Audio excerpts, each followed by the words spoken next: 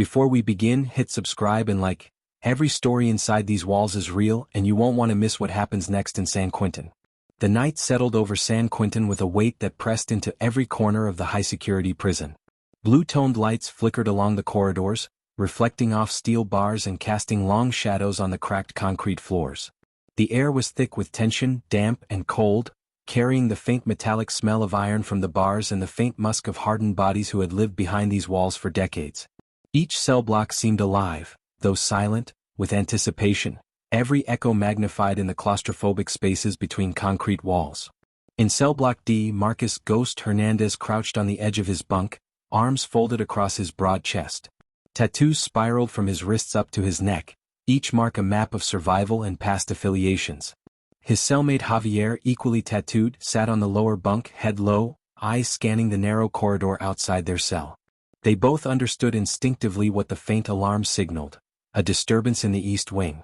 It was the kind of alarm that sent veteran guards rushing, that stiffened inmate bodies with a mixture of fear and calculation.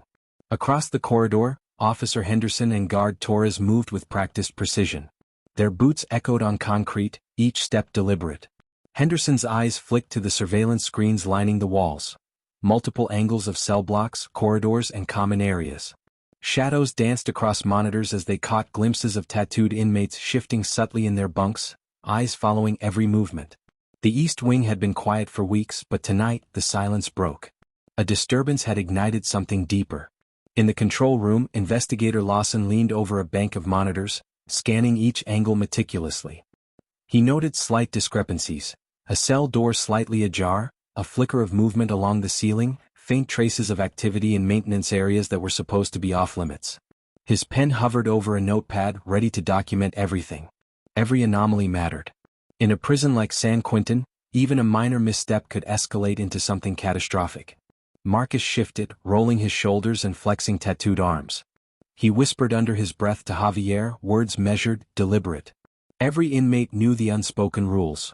Guard attention must be respected, alliances respected, and threats respected. But survival required careful observation.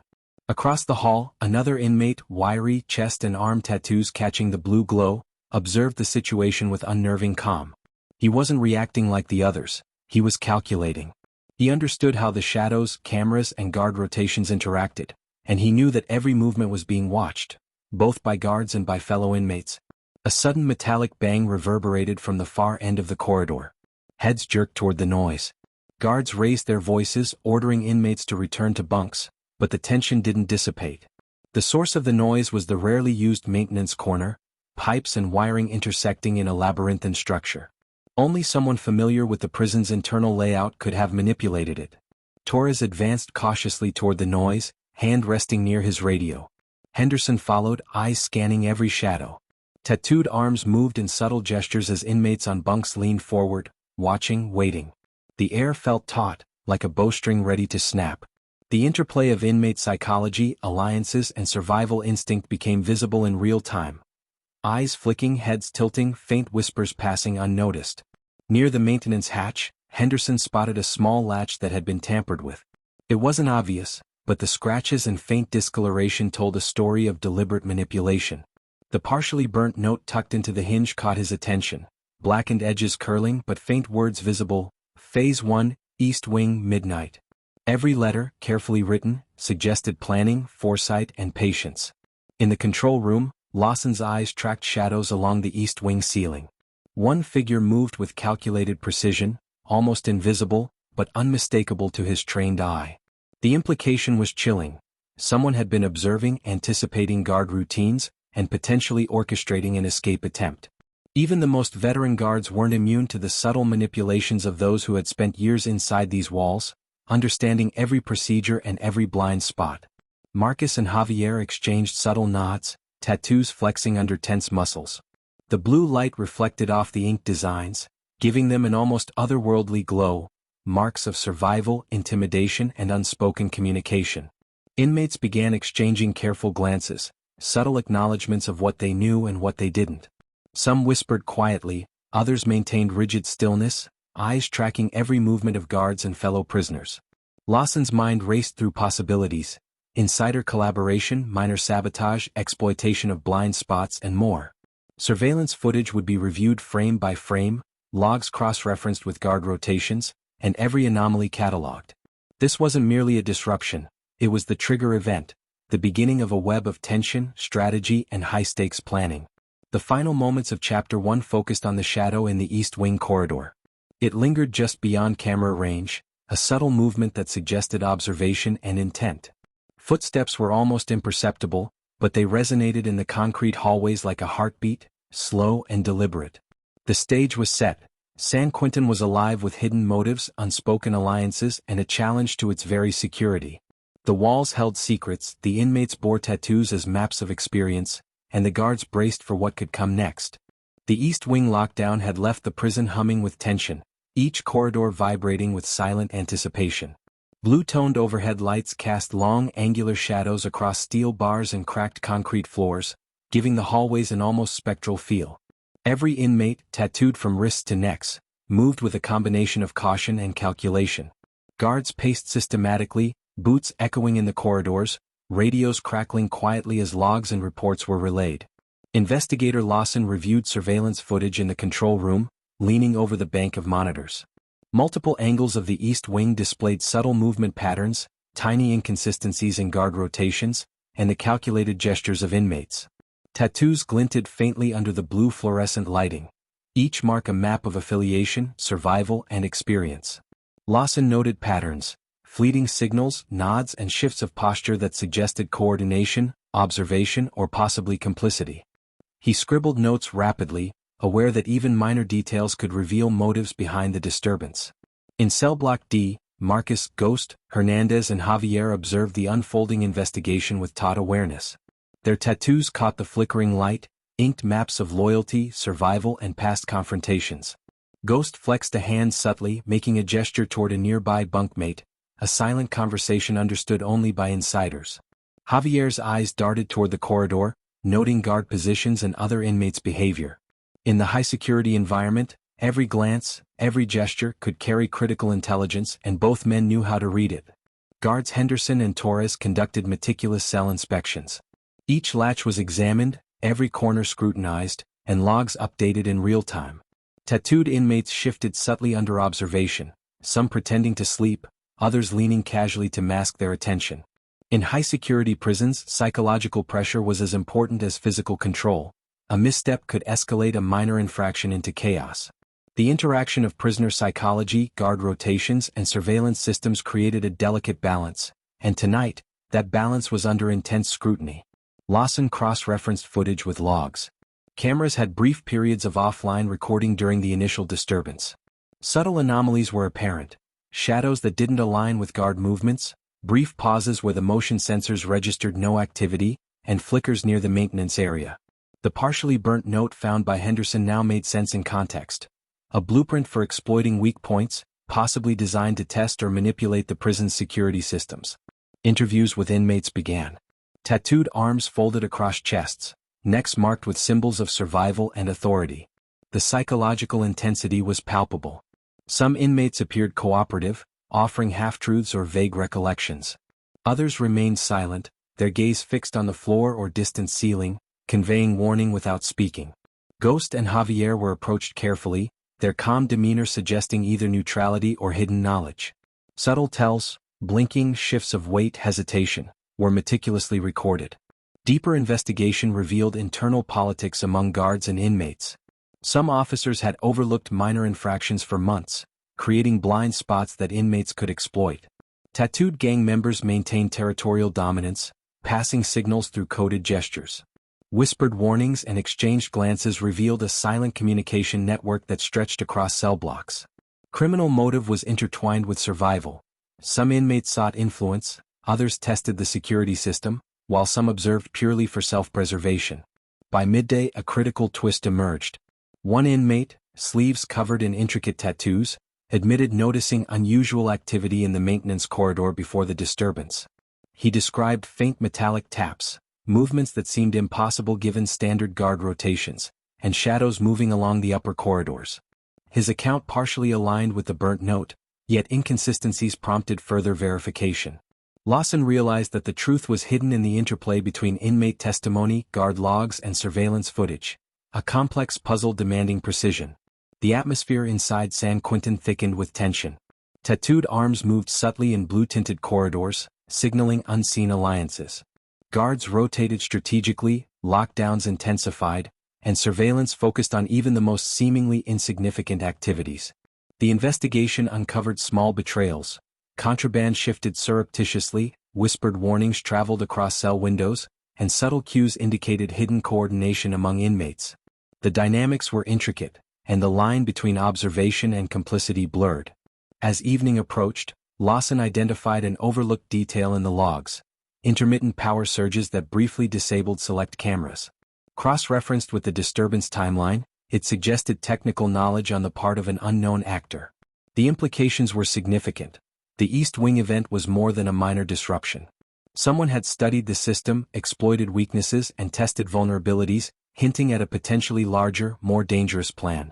Guards repositioned, lockdowns tightened, and tension thickened like fog over the concrete floors. Marcus and Javier remained on their bunks, blue light reflecting off tattoos, silently calculating. The investigation had uncovered layers of deception, alliances, and subtle threats that hinted at a more complex plot than anyone had anticipated. Surveillance cameras caught fleeting shadows and movements, hinting at planning and observation that went deeper than the first disturbance suggested. As the night deepened, Lawson's gaze lingered on the monitors. A shadow moved slowly across the East Wing once more, deliberate, controlled, and almost defiant. Whoever was behind the tampered latch had not been caught, and the full extent of the plot remained hidden. The prison had shifted. The East Wing disturbance was no longer an isolated event. It was the trigger of a calculated challenge to San Quentin's internal security, hierarchy, and order. The investigation was only beginning. Every shadow, every tattooed gesture, every subtle movement could reveal the truth or hide it further. San Quentin's walls had secrets, and those secrets were about to unravel in ways no one inside could have predicted. The East Wing had been secured, but the ripple effects of the disturbance were far from contained. Blue-toned lights flickered overhead, casting harsh shadows along steel doors and concrete floors, accentuating the unease gripping every cell block. Guards moved with a heightened alertness, radios buzzing intermittently, boots echoing with deliberate force. Even the most seasoned inmates, tattooed arms flexing as they leaned or shifted, felt the pressure tightening. Marcus, Ghost, Hernandez, and Javier remained cautious in cell block D. Tattoos spiraled across their arms and necks, faintly illuminated by the flickering lights, symbols of survival and past confrontations. Ghost traced his fingers over a faded tattoo, a subtle reminder of previous tests of authority, while Javier's gaze swept the corridor, noting every guard rotation and camera angle. The East Wing incident had introduced a new variable. Someone had exploited a blind spot, and that knowledge threatened to destabilize the fragile order of the prison. Investigator Lawson pored over the surveillance logs, cross-referencing timestamps with reports from Henderson and Torres. He noted subtle inconsistencies, brief camera blackouts, movement patterns that suggested coordination, and shadows that seemed deliberate. Some inmates moved in ways that were difficult to explain. A nod here, a glance there, gestures so subtle they could easily be mistaken for routine behavior. But Lawson knew better. The psychology of confinement made even the smallest signal critical. Elsewhere in the prison, the atmosphere was electric. Tattooed gangs exchanged subtle gestures, communicating silently across courtyards and recreation areas. Some inmates whispered warnings through barred windows, others relied on coded gestures only insiders could interpret. Contraband had moved unnoticed in prior weeks, and small acts of subversion had already gone unpunished, creating a hidden network of knowledge. The East Wing incident had disrupted the balance, and everyone could sense the tension climbing. Henderson and Torres conducted further inspections, this time accompanied by a technician to examine security systems. As they moved down the corridor, a faint metallic scraping sound echoed from a corner near the maintenance area. Tattoos on a nearby inmate's forearms flexed subtly as he turned his head, eyes tracking the guards. The sound was minor, almost dismissible, yet it carried the weight of danger, someone testing response times or probing weaknesses. In the control room, Lawson noticed another anomaly: power surges that had briefly disabled surveillance cameras. The timing aligned perfectly with observed movements, suggesting someone with technical knowledge had been manipulating systems to mask their activity. The implication was chilling. An insider could be coordinating with inmates, or an inmate had studied enough to exploit electrical systems without detection. The risk of a full-scale escape attempt was no longer hypothetical. Interviews revealed contradictions. Tattooed inmates described what they observed differently, each account influenced by fear, loyalty, or strategy. Ghost and Javier remained silent when approached, observing rather than volunteering information. Their tattoos caught the dim blue light as they shifted, symbols of authority and intimidation. The interplay of inmate psychology and survival instinct was evident in every subtle motion, the way they crossed arms, tilted heads, or avoided eye contact. Every gesture, no matter how small, carried meaning. As tension escalated, minor confrontations broke out. One tattooed inmate accused another of attempting to exploit the East Wing disturbance for personal gain. Guards intervened swiftly, but the incident underscored the fragile balance between order and chaos. The investigation's pressure had heightened suspicion, forcing alliances to reveal themselves and rivalries to surface. Even casual interactions became potential intelligence, each conversation a thread to be examined for motive, plan, or deception. By evening, a breakthrough emerged. A partially burned note recovered earlier, combined with shadow movements observed on surveillance footage, suggested a carefully mapped path through the East Wing corridors. If executed, it could have allowed rapid movement without detection. The realization forced guards to re-evaluate patrol patterns and reassign staff strategically, emphasizing weak points that had previously gone unnoticed. Tattooed inmates observed the adjustments with subtle acknowledgement. They knew the significance. Ghost and Javier remained in their cell, eyes constantly scanning. The blue light highlighted tattoos across arms and necks, subtle movements conveying readiness. Outside, guards repositioned, radio chatter filling the corridors. The psychological weight of confinement, observation, and anticipation was omnipresent. Any error, for guards or inmates, could escalate into a crisis. The East Wing incident had become the catalyst, and everyone inside knew the danger was far from over. In the final moments of Chapter 3, Lawson's attention locked on a shadow at the far end of the East Wing corridor. Slowly, deliberately, it moved along the wall, nearly invisible under blue lighting but unmistakable. Someone was still monitoring, planning, waiting for the right moment. The threat had grown, no longer a minor disturbance, no longer a test, but a rising danger poised to exploit every weakness, every blind spot, and every overlooked detail. San Quentin's walls had secrets, and tonight, those secrets were closer than ever to being exposed. The East Wing disturbance had left scars that were invisible yet palpable. Blue-toned lights flickered across the corridors, creating deep shadows that stretched along steel doors and cracked concrete floors. Each cell block seemed to vibrate with tension, inmates shifting subtly, tattoos catching the faint glow like marks of silent communication. Every movement, every glance, every faint sound was amplified in the heavy air, carrying the weight of confinement, observation, and unspoken threats. Investigator Lawson sat in the surveillance room, reviewing footage frame by frame. Patterns emerged, subtle signals, hand gestures, and fleeting glances between tattooed inmates that revealed alliances, rivalries, and hidden motives. Ghost and Javier's calm demeanor became increasingly significant. Their tattoos glimmered under the blue light as they subtly shifted positions, conveying messages that only those within the prison hierarchy could decipher. Every mark on their skin, every gesture, was a language unto itself. The investigation exposed layers of deception. Some guards had unwittingly created blind spots, allowing minor infractions to go unnoticed for weeks. Tattooed gangs operated in quiet coordination, passing information across cell blocks through coded gestures, whispers, and fleeting looks. Contraband moved subtly, minor acts of rebellion went unreported, and the internal hierarchy among inmates dictated behavior in ways outsiders could barely comprehend. Lawson realized that understanding the criminal psychology behind these movements was as critical as examining the surveillance footage. Henderson and Torres conducted interviews with inmates and staff, meticulously cataloging inconsistencies. Tattooed arms and necks shifted under scrutiny, expressions carefully neutral, conveying either compliance or veiled defiance. One inmate, sleeves covered in dark ink, revealed a crucial detail. A hidden passage near the maintenance area had been observed weeks before the disturbance. The passage allowed brief movement between corridors without being captured by cameras. Combined with the burnt note and manipulated latch, the pieces formed a troubling puzzle, a carefully orchestrated plan that had nearly gone unnoticed. The psychological tension among inmates was intense. Ghost observed quietly, tattoos flexing under the low light, noting the guard's procedures and fellow inmates' reactions. Javier's gaze followed each guard rotation, mentally mapping weaknesses and blind spots. The internal alliances shifted subtly, minor rivalries gave way to temporary collaborations, and whispered warnings passed quickly from one cell block to another. Every action was a strategy, every pause a calculated measure to preserve survival while probing weaknesses. In the control room, Lawson pieced together the sequence of events. Surveillance confirmed that someone had exploited a brief camera blackout during the East Wing incident. The suspect's knowledge of electrical systems, guard rotations, and blind spots indicated either insider cooperation or an inmate with significant technical acumen. The realization raised stakes. San Quentin's security systems were vulnerable, and the next move could be catastrophic. As investigators delved deeper, conflicting witness statements emerged. Some inmates denied seeing anything unusual, others hinted at movements that were inconsistent with camera footage.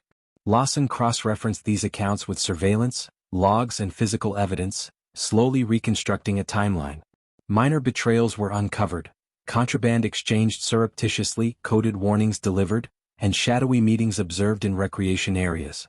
Every interaction carried weight, every omission suggested hidden motives. By evening, the truth behind the walls became clearer. The East Wing disturbance was not a spontaneous event, it was a meticulously planned test of the prison's vulnerabilities. Someone had studied guard behavior, inmate psychology, and the facility's layout to identify weaknesses. Tattooed inmates had collaborated subtly, coordinating movements while avoiding detection. Even minor details, the flicker of blue light on a hand gesture, a glance between bunks, a subtle shift in body posture, now revealed their significance in the broader scheme. Ghost and Javier were central to this revelation. Their calm, measured demeanor masked deep awareness and tactical intelligence. Each tattoo was a record of past survival and present strategy, and their observation of both guards and fellow inmates had provided them with insight into the unfolding events. The investigators began to understand that influence in San Quentin was not merely physical. It was psychological, strategic, and communicated through subtle, almost invisible signals. The chapter closed with a chilling realization. The prison's walls were not merely barriers but instruments in a complex web of observation, manipulation, and survival. Shadows moved, messages were exchanged silently, and alliances were tested continuously. The East Wing incident had revealed vulnerabilities, but it also revealed the depth of planning and psychological sophistication among inmates. The truth was no longer a collection of clues, it was a living, breathing network of strategy, survival, and calculated risk, existing behind blue-toned walls where every glance and gesture mattered. As Lawson stared at the monitors one last time, a shadow flitted across the East Wing corridor, deliberate, slow, almost invisible. The mastermind behind the disturbance remained hidden, observing the investigators as much as the guards. San Quentin's secrets had been partially exposed, but the walls still held truths that would challenge everyone within them. The stage was set for the final confrontation, a test of control, psychology, and survival that would determine the outcome of the East Wing crisis. The East Wing had never felt more alive. Blue-toned lights flickered along the corridors, casting long shadows across steel doors and cracked concrete floors. Every cell block hummed with tension. Tattooed inmates shifted subtly in their bunks, eyes tracking every guard, every investigator, every shadow. Even the faintest movement felt amplified in the cold air, carrying weight and meaning. Investigator Lawson stood in the control room, reviewing footage one last time. Patterns crystallized. Subtle nods, coded gestures, movements perfectly synchronized with guard rotations, and shadowy figures using blind spots in the corridors. Every clue from the previous chapters converged. The East Wing disturbance was not random. It was an orchestrated attempt at control, manipulation, and possibly escape, designed by someone who understood San Quentin's walls intimately. Marcus, Ghost, Hernandez, and Javier were central. Their tattoos, illuminated by the flickering blue light, were symbols of both survival and influence. Ghost leaned against the bars, eyes scanning the corridor with calm precision, calculating, anticipating. Javier crouched low, observing the guards' positions and every subtle sign of suspicion among fellow inmates. They knew they had been tested, and now it was time to respond. Henderson and Torres moved tactically through the corridor, checking every cell, every corner, every access point. Guards were coordinated, professional, and tense. The knowledge that someone had previously exploited a blind spot weighed heavily. Tattooed inmates watched silently, some pretending to sleep, others poised to act at the slightest opportunity. The psychology of confinement was on full display. Fear, calculation, patience, and instinct intertwined. The investigation revealed the mastermind, a heavily tattooed inmate who had studied patterns for weeks. He had exploited subtle weaknesses in guard rotations, shadows in surveillance, and psychological manipulation among the inmates. As Henderson approached his cell, the tension peaked. Every step echoed through the concrete corridor, every shift of shadow became significant. Lawson and the guards executed a coordinated plan: intercept, isolate, and secure. The mastermind attempted a feint, moving toward the maintenance corridor, but the surveillance strategy and repositioned guards prevented any chance of escape. Tattooed arms flexed, subtle gestures conveyed instructions, and alliances among inmates shifted visibly. The calculated plan unraveled as investigators and guards converged. Inside the control room, Lawson traced each movement in real time, confirming that the strategy had worked. Every manipulated latch, shadow, and gesture had been countered. The east wing was secured, and the potential for a full-scale escape or coordinated disruption was neutralized. The combination of intelligence, experience, and meticulous observation had restored order, at least temporarily. After the confrontation, interviews with inmates revealed insights into the psychology behind the plan. Tattooed figures described motivations: testing authority, seeking influence, survival, and observation. Conflicting statements clarified intentions and revealed the intricate hierarchy within the prison. Ghost and Javier maintained their calm, knowing that influence in San Quentin was not just physical but deeply psychological. Their tattoos glinted under the cold blue lights, marks of respect, experience, and survival. As the night progressed, tension slowly eased, but the psychological impact remained. Guards monitored closely, lockdowns persisted, and surveillance remained heightened. The East Wing had revealed vulnerabilities and exposed alliances, but it also reinforced the effectiveness of coordinated investigation, tactical response, and understanding of inmate psychology. The walls had spoken, the truth had been revealed, but the lessons were etched into every shadow, every glance, and every mark on the skin of San Quentin's population. In the final moments, Lawson reviewed the footage one last time. A subtle shadow moved in a distant corridor, deliberate but almost imperceptible. Though the immediate threat had been neutralized, San Quentin's walls still held secrets, strategies, and hidden motives. The East Wing crisis had concluded, but the psychological and strategic games would continue silently in the shadows. As the camera would pan away in a documentary visualization, the blue-toned corridors stretched endlessly, a testament to confinement, strategy, survival, and observation. The story closed with a quiet, haunting reminder. San Quentin's walls had witnessed centuries of human behavior, and every shadow, every tattoo, every glance carried meaning. If this prison case stunned you, the next one will be even darker. Subscribe so you don't miss it.